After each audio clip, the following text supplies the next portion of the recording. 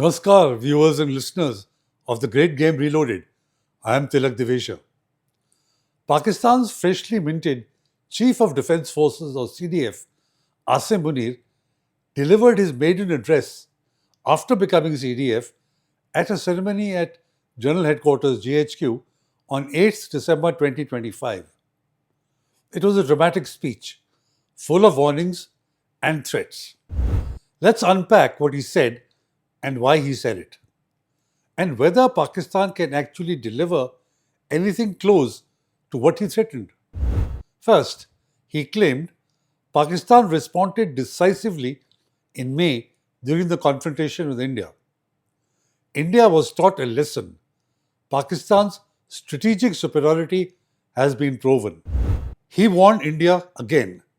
He said that India should not fall prey to any misconceptions, as the next time there is a confrontation, Pakistan's response would be much more, quote unquote, swift and severe. And then he invoked the new phrase Pakistan has fallen in love with, Marka-e-Haq, the battle of truth. He declared, Marka-e-Haq proved Pakistan's resolve. And if that wasn't enough, he added that the idea of Pakistan is invincible and that India must learn its lesson from the confrontation. This kind of rhetoric is not new. Every Pakistan army chief, from Ayub Khan to Qamar Bajwa, has felt obliged to threaten India. But Asim Munir is not just another army chief. He is Pakistan's first ever CDF, the most powerful single military authority Pakistan has ever created. A man with fresh 5-year tenure, full constitutional backing, control over all three services, and a hand on Pakistan's nuclear command architecture. So he speaks with more authority than any Pakistani general in decades. And he chose to use that authority to warn India. Let's talk about this new Pakistani phrase, Marka-e-Haq. It sounds heroic, like something carved into marble outside the general headquarters. Except it refers to a confrontation that Pakistan is still trying to explain to itself.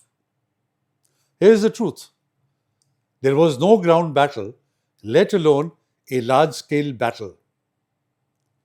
No territory changed hands. No strategic breakthrough. No international recognition. And no one outside Pakistan even uses this term.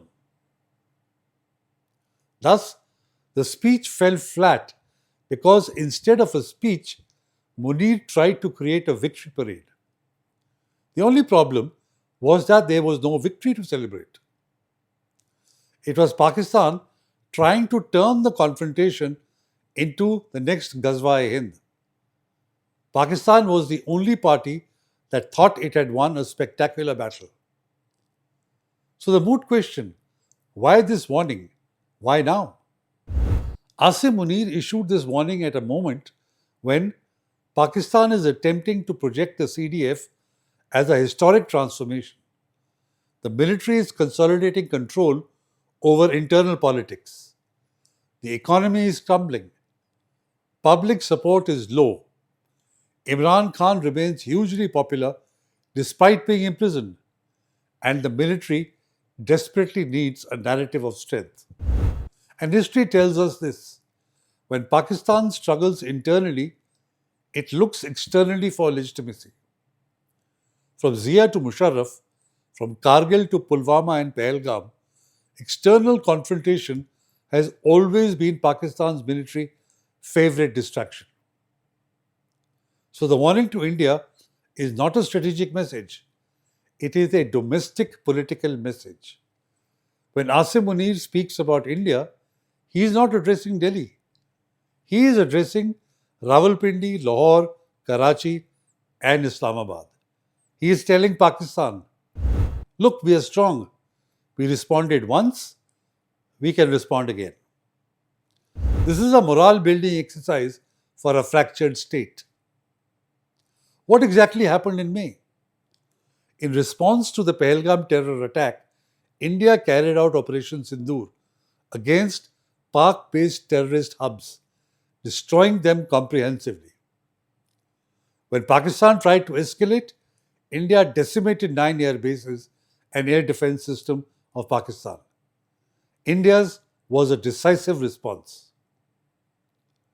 With all Indian objectives being met, Pakistan had to save face. It needed a victory narrative, something to boost internal cohesion and morale of the people. So the May confrontation was refashioned into a win. Statements like Marka-e-Haq proved our superiority are not military assessments. They are morale management tools. Pakistan's establishment knows this, its people know this, and India certainly knows this. Let's be honest, this speech was not about India. It was about Asim Munir. Pakistan has just upgraded its military command structure. It has created the CDF, a superposition above all service chiefs, and it has awarded Asim Munir a new 5-year tenure and the title of Field Marshal. This is the biggest power grab in Pakistan's military history. But power needs validation. Authority needs justification. So what does the establishment do? It manufactures a triumph. A confrontation becomes a battle. A tactical exchange becomes a lesson to India. A routine response becomes strategic superiority. Munir's speech was not national defense. It was institutional marketing, a commercial for the new CDF headquarters. Pakistan wanted to say, look at our great leader, look at our mighty army, look at our new command, we are strong again. Meanwhile, back in the real world, inflation is crushing the public. The IMF has just published a report highlighting the extent of corruption in Pakistan. Political legitimacy is evaporating. The military's popularity is declining. Data from the Islamabad-based Center for Research and Security Studies, CRSS, shows a dramatic escalation in terrorist attacks, with Pakistan experiencing one of its deadliest years in a decade in 2025, with violence intensifying across all major conflict zones. Thus, the overall national trend showed a 25% surge in violence-linked fatalities January to November 2025, whereas Q3 2025 alone saw a 46% surge in violence. Average casualties, 265 per month or 9 per day. Q3 saw 166 security personnel deaths, up 28% from Q2. Imagine that. Pakistan recorded 3,187 deaths in the first 11 months of 2025, already exceeding the 2024 total of 2,546. KPK in Balochistan accounted for 96% of all deaths and between 92 to 94% of all incidents, confirming that Pakistan's terrorism challenge is highly regionalized. This reflects an environment of continuous and sustained militant activities. It also shows that insurgent networks retain significant offensive initiative. Not surprisingly, Asim Munir needs a narrative strong enough to drown this out. Hence, Marka-e-Haq coming to a screen near you. Now let's evaluate whether Asim Munir's warning is even realistic. The reality of his warning, Pakistan would give quote-unquote swift and severe response if challenged again, is as follows. First, Pakistan cannot afford a confrontation and certainly not an escalation. Its economy cannot sustain a conflict. Its foreign exchange reserves cannot support mobilization. Its military supply chains are dependent on China and the United States. So Pakistan is in no position to initiate or sustain a war. Then, Pakistan's threat is political, not military. This warning is aimed at Pakistan's political parties, the Pakistani street, and the military's institutional credibility, not India. Next, India is not interested in escalation.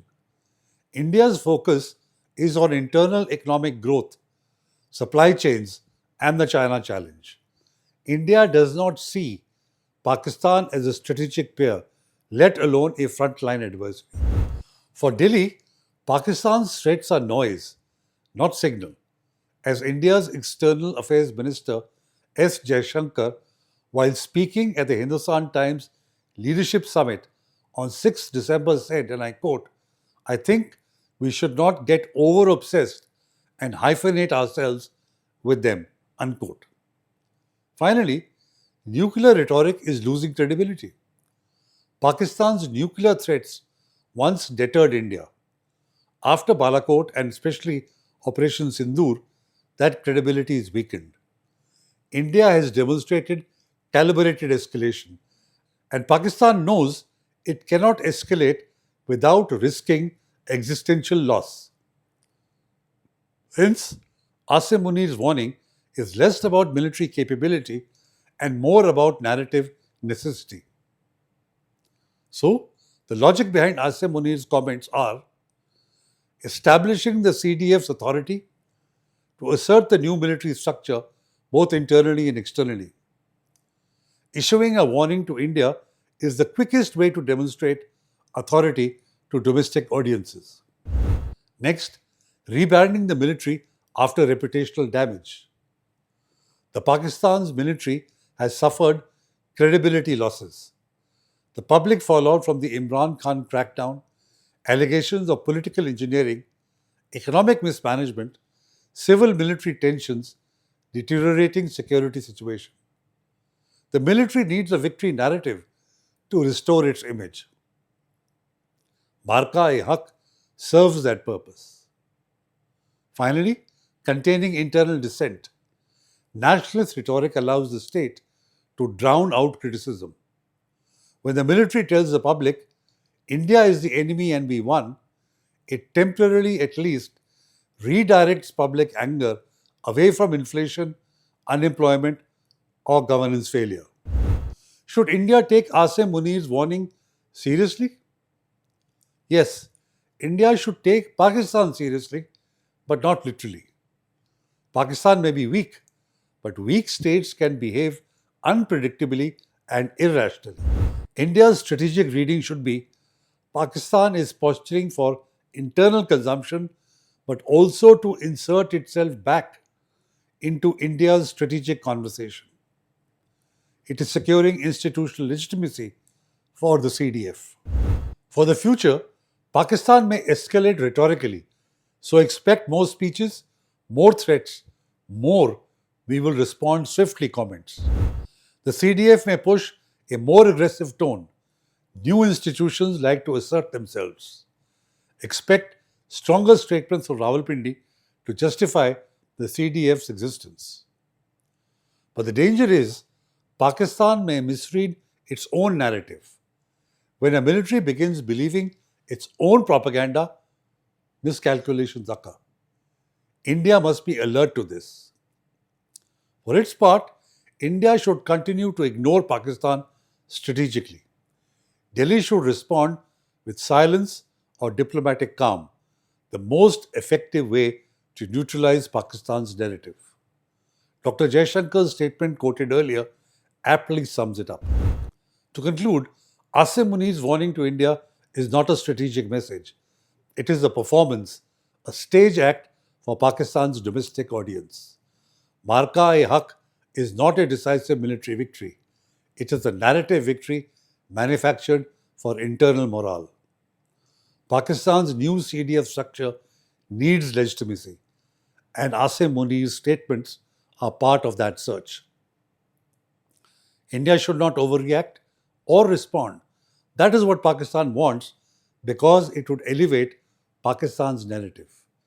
India only needs to understand this is how Pakistan's military speaks when it wants to reassure its own people. India should just ignore it because silence is the ultimate dismissal. The real battlefield is Pakistan's internal crisis, and no amount of rhetoric can change that. I am Tilak Devasher. Thank you for watching. Do like, share, and comment. Namaskar and Jai Hind.